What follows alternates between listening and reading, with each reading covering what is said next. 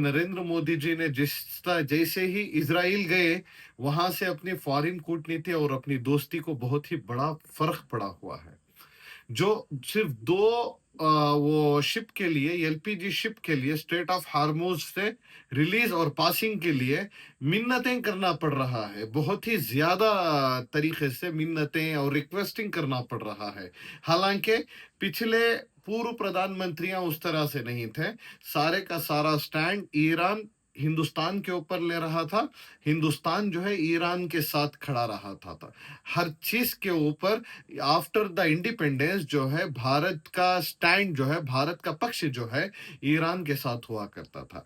ये अपने नरेंद्र मोदी जी जो हैं, जैसे ही आए एप्स्टीन फाइल्स, जिस तरह से ही वो बेंजामिन नेतन्याहू से डे वन से ही जिस तरह से 2017 से पनौती लगना चालू जिस तरह से हुई, जिस तरह से उन्होंने वो जेफरी एप्स्टीन को जिस तरह से उससे सलाह ली कि डोनाल्ड ट्रंप को और ये बेंजामिन नेतन्याहू को किस तरह से खुश करना है, उस और उसने जो है वो उनके बराबर से सलूशन, जो आप उनके सामने जाइए और डांस कीजिए और गाना गाइए, उसके बाद जो है वो जो वर्कआउट होगा, जिस जैसे ही कहा, उसके बाद जो है सारी की सारी विदेश कूटनीति तो तहस नहस कर चुके हैं अपने नरेंद्र मोदी जी।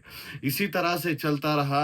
अगर ये वार जो है सिर्फ एक 8 दिन भी अगर ड्रैग हो गया, स्ट्रेच हो गया, तो फिर अपने देश की स्थिति बहुत ही गंभीर तरह से खराब होगी, कहने में कोई भी गलत बात नहीं होगी।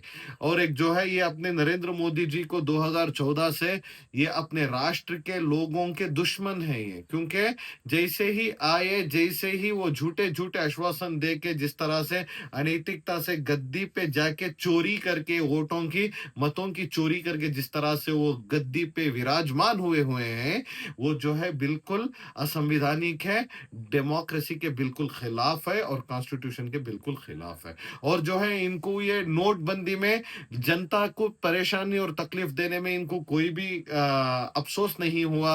इसी तरह से वो बैंकों में से, वो एटीएमों के कतारों में जिस तरह से लाइन लाइन लगा के खड़े हुई थी देश की जनता, तभी भी इनको कुछ भी फर्क नहीं पड़ा। तो फिर इनको यूज टू हो चुके हैं ये लोग। ये अभी जो है एलपीजी की कतारों में लाइन से खड़े हुए होते हैं, वहां से कोई